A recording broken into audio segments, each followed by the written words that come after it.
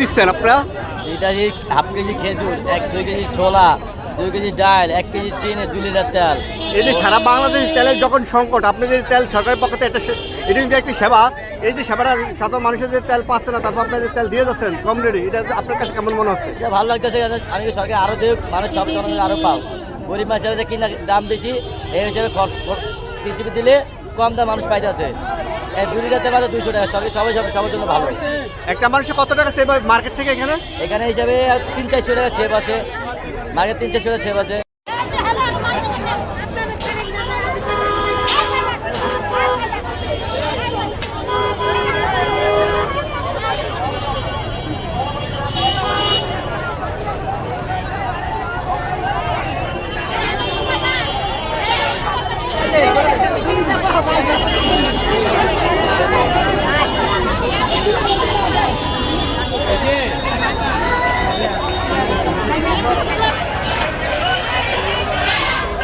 এগারো দাঁড়াইছেন, এই যে লম্বা সময় দাঁড়িয়ে থেকে আপনি এখানে পৃথিবীর পণ্য নেওয়ার জন্য কেন?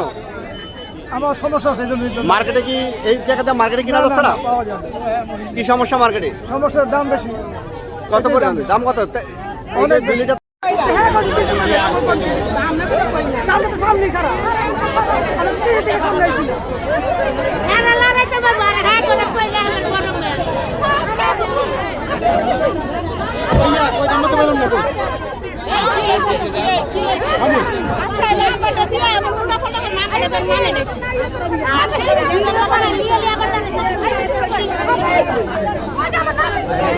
দাঁড়াইতারি না।